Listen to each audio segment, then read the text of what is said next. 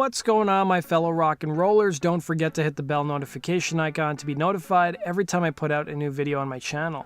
Back in 1969, the record label for the band The Zombies released the last hit song of the group's career, titled Time of the Season. Unfortunately, the band couldn't capitalize on its success and go out on tour because they had broken up 2 years prior. This created a vacuum in which others took advantage of the situation. A promotion company would hire 4 musicians who pretended to be the Zombies and toured around the United States. The only problem was they weren't the real Zombies, and in fact the promotion company at one point had several fake versions of the band touring around the US.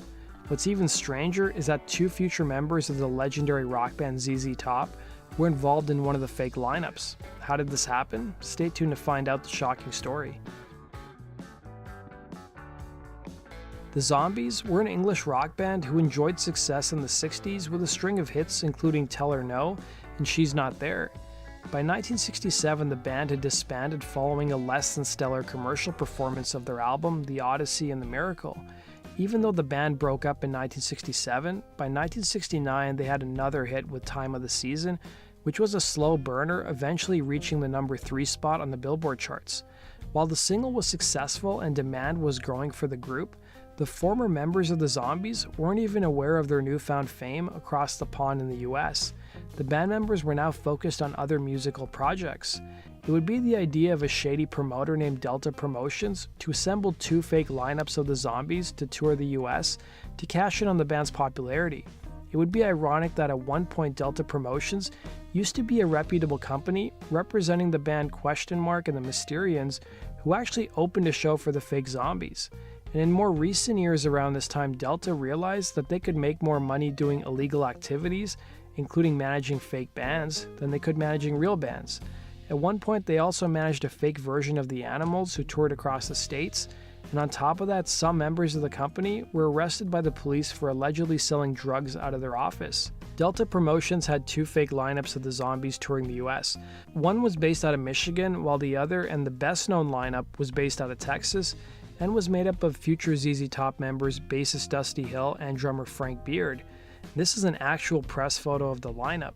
Of course, they used aliases on promotional materials using the name D. Cruz and Chris Page. The future rhythm section of ZZ Top would be joined by 2 Dallas musicians named Mark Ramsey and Sebastian Meador, who rounded out the group. Keep in mind, this was the late 60s before the days of the internet. Many people back then had no idea what the Zombies looked like or how many people were in the band.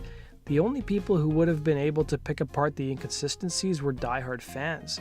Some of the Inconsistencies included that the fake Texas Zombies band members wore cowboy hats and only had 4 members, while the real Zombies lineup were British, had 5 members including a keyboardist. Anyone who asked about the keyboard player would be told by member Dusty Hill that he was locked up in jail in Texas. It was a BuzzFeed article from 2016 that dove deep into how this whole arrangement happened. Some of the members of the Texas-based band weren't even aware themselves of who the Zombies exactly were. The article would interview member Mark Ramsey, who recalled, "I was told the Zombies didn't exist, that they were only a studio sound. I was just excited and flattered. I'd only been playing for a few years and the other guys were pro-level at that point. I didn't look at it as anything more than a chance to have some fun, hang out with some cool guys, learn some songs, go somewhere outside of this hillbillyville, and earn a little bit of money," he'd say. In the 50s and 60s era of American rock and roll was a lot different than now. Back then, musicians were seen as disposable. During the doo-wop era, if one member of a group became outspoken against either the label or management, they would soon be replaced by a more agreeable member. And in this pre-internet era, fans were none the wiser, and given the Zombies' inactivity, they were ripe for exploiting. If anybody questioned the management company, they would use the standard dodge that one original member was in the lineup, even though that wasn't true. The company would also claim that they had legally acquired the rights to the Zombies' catalog of songs, which also wasn't true. The story took another strange turn when, prior to touring as the fake Zombies, Delta Promotions sent the Texas Quartet out on tour, pretending to be another disbanded group called Rose Garden. They were a California-based folk group who had one hit song in 1967 with Next Plane to London. The band only learned their one-hit song, and the rest of the set was made up of blues songs. The tour went off without a hitch, despite the fact that the real lineup of Rose Garden had a female lead singer. but no audiences really pressed the band about the Inconsistencies. And following the success of the tour, the quartet met once again with Delta Promotions, who had a bigger undertaking, and that was for them to tour as the Zombies. They were told that they would need to attend a photo shoot to be used for promotional material, but were told to wear their own clothes, hence the cowboy hats. Ramsey and Meador used their real names on the promotional material, but the future members of ZZ Top didn't. Ramsey would tell BuzzFeed that he suspects that Dusty and Frank knew that something was up. So what did the members of ZZ Top have to say about this BuzzFeed story? Well, they declined to be interviewed, but Dusty Hill did respond through the band's publicist with a statement reading, "It was the 60s, man." Now keep in mind the imposter bands weren't playing huge venues. These were small clubs or bars. They were making around $200 a night, and promoters didn't seem to question the legitimacy of the lineups or even care. The Texas version of the Zombies began the tour playing shows in the Midwest and then moved up to Canada, and during one of the stopovers they even played a prison.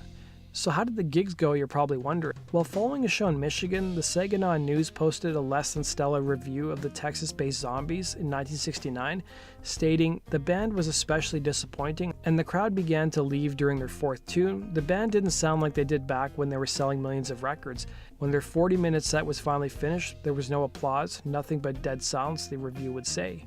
Ramsey, for his part, didn't think the review was entirely fair, telling BuzzFeed, "Were we perfect? No, and we weren't the Zombies. We were a blues rock band from Texas, a band with plenty of good looks, better than the original Zombies," he'd say. So you might be wondering, did the real Zombies ever find out about the fake versions of the band? Well, yes they did, and it didn't take long. Co-founding member and bassist Chris White knew about the scheme in late 1969, as he would talk to Rolling Stone magazine and slam them, as he put it, for taking money from our fans and dragging down our reputation. White would also claim that the fake Zombies, and I quote, "had the cheek to phone up the label in Dallas and ask for $1,000 in publicity money." Now this was an allegation that Dusty Hill would flat out deny through the band's publicist. And the same Rolling Stone piece, which was titled "The Zombies Are a Stiff," detailed an actual phone call that happened between White and a manager of one of the imposter groups. White's anger about being ripped off and imitated didn't seem to represent all members of the real Zombies, as frontman Colin Blunstone told CBC in 2017, "In those times, I don't think anybody even knew what we looked like. We had this huge hit record and there was no band. It's not an ideal situation, but I'm not going to come down too hard on anybody who filled the vacuum." In a separate interview with the Florida Weekly, Blunstone would reveal the phone call that happened between White and one of the managers of the fake Zombies, revealing, "So the manager told him this story about how they were all huge fans of the Zombies, and since the lead singer was killed in a car crash, they wanted to honor him and the band by keeping the music going, and that's why they were playing under our name. Then Chris White told him he was the Zombies bass player, and that the lead singer wasn't killed in a car crash. Reading this in print, it was almost like reading my obituary when I was 22 years old," he'd say.